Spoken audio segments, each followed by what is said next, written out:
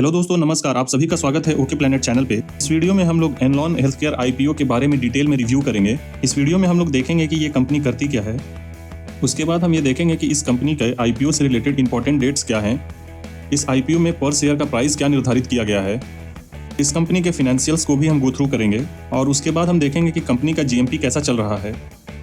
और वीडियो के अंत में हम इस कंपनी से रिलेटेड प्रोज और कॉन्स को भी डिस्कस करेंगे, जिसके बेसिस पे हमें इस कंपनी के आईपीओ में अप्लाई करना है या नहीं करना है, उस कंक्लूजन तक पहुंचने में हमें मदद मिलेगी। तो अगर आप इस वीडियो में अंत तक रहेंगे तो आप भी ये समझ पाएंगे कि ये कंपनी कैसी है। और आप इस कंपनी के आईपीओ में अगर अप्लाई करना चाहते हैं तो इस वीडियो को अंत तक जरूर देखें। चलिए बिना किसी देरी के वीडियो को स्टार्ट कर लेते हैं। तो चलिए सबसे पहले जान लेते हैं कि ये एनलॉन हेल्थ केयर कंपनी क्या है और ये क्या करती है।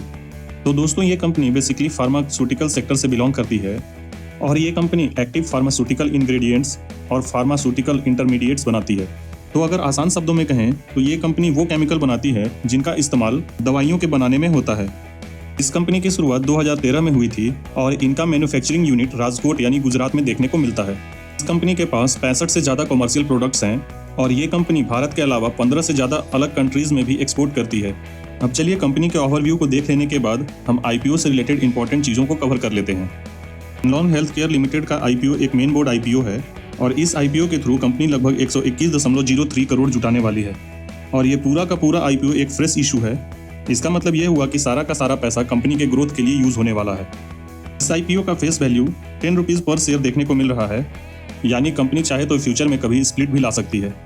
इस आईपीओ का प्राइस बैंड 86 से 91 रुपये रखा गया है और इस कंपनी के आईपीओ के एक लॉट में 164 शेयर अलॉट होंगे और इस आईपीओ की लिस्टिंग दोनों एक्सचेंजेस यानी एनएसई और बीएसई दोनों में देखने को मिलेगी। इस कंपनी के आईपीओ में आप 26 अगस्त से लेकर 29 अगस्त शाम 5 बजे से पहले तक अप्लाई कर सकते हैं और इस कंपनी के आईपीओ का अलॉटमेंट 1 सितंबर को होते हुए देखने को मिलेगा। अगर ये आईपीओ आपको अलॉट नहीं होता है तो 2 सितंबर को आपको आपका रिफंड आपके अकाउंट में देखने को मिलेगा और अगर आपको आईपीओ अलॉट होता है तो जो शेयर्स हैं वो आपके डीमैट अकाउंट में 2 सितंबर को ट्रांसफर कर दिए जाएंगे और इस कंपनी की लिस्टिंग 3 सितंबर को देखने को मिलेगी। रिटेल कैटेगरी में मिनिमम एक लॉट में 164 शेयर रहने वाले हैं, जिसके लिए आपको 14,924 रुपये पे करने पड़ेंगे।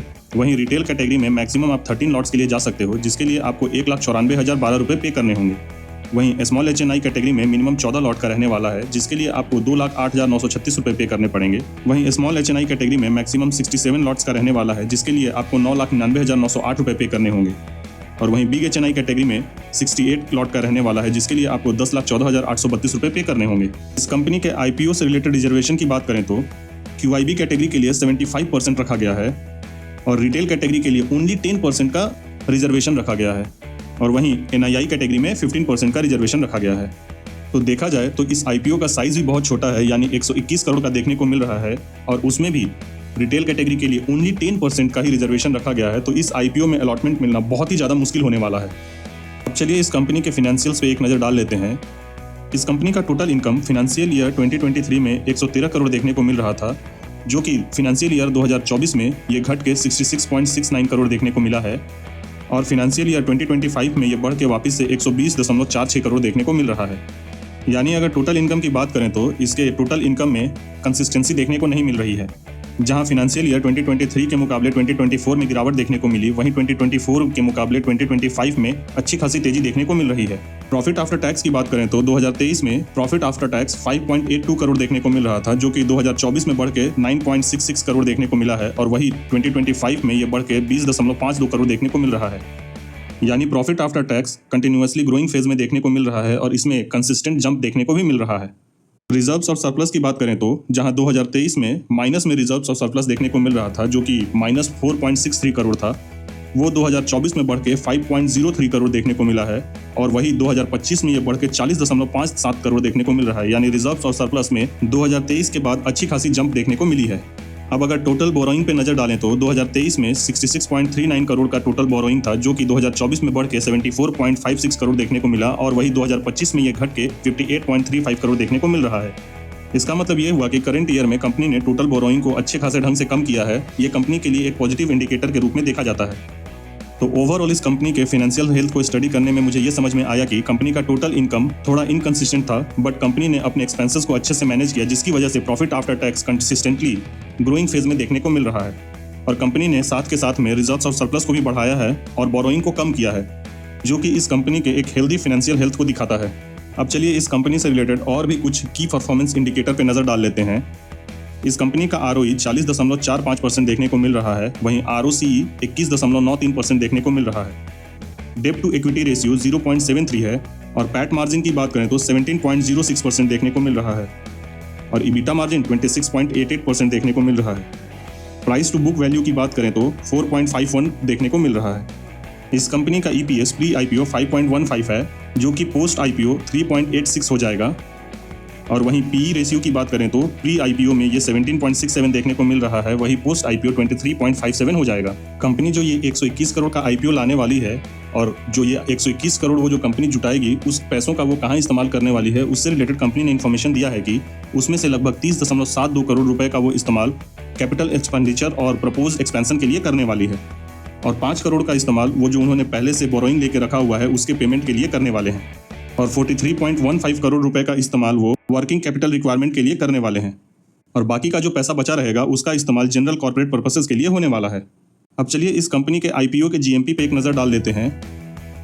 अभी जिस समय पे मैं ये वीडियो बना रहा हूँ उस टाइम पे इस कंपनी से रिलेटेड कोई भी GMP देखने को नहीं मिल रहा है, बट वैसे देखा जाए तो इस कंपनी का फाइनेंशियल हेल्थ अच्छा देखने को मिला है और इस कंपनी का IPO का प्राइस भी बहुत ही छोटा देखने को मिल रहा है।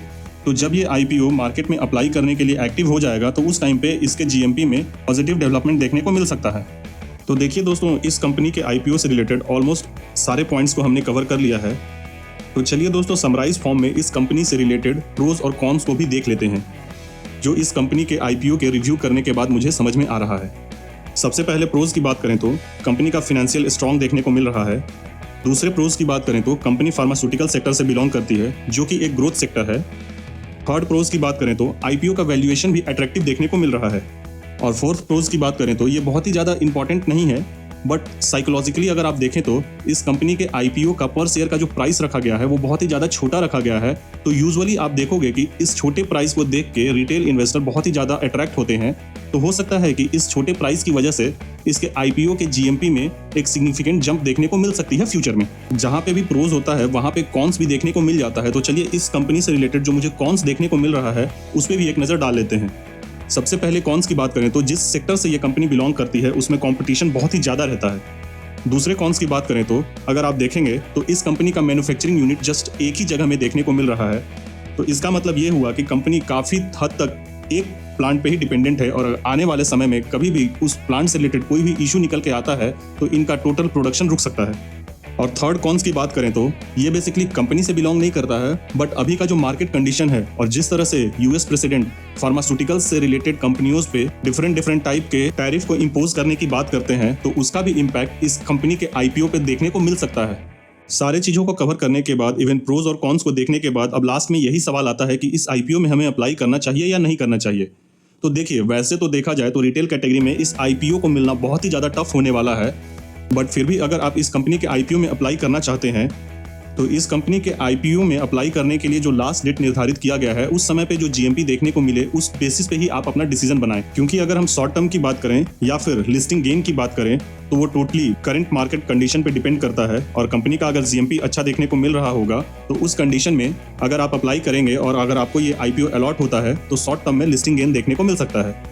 और वहीं अगर आप लॉन्ग टर्म के लिए इस IPO में अप्लाई करना चाहते हैं या फिर इस कंपनी के साथ आप लॉन्ग टर्म के लिए जुड़ना चाहते हैं तो मेरी एडवाइस यही रहेगी कि इस कंपनी को शेयर मार्केट में लिस्ट हो जाने दीजिए और जब इसका फाइनेंशियल रिजल्ट आता है उसको कंटिन्यूअसली आप मॉनिटर करिए और अगर कंपनी कंसिस्टेंसी के साथ अच्छा रिजल्ट दिखाती है तो फिर आप इस कंपनी के साथ में लॉन्ग टर्म के लिए जा सकते हैं।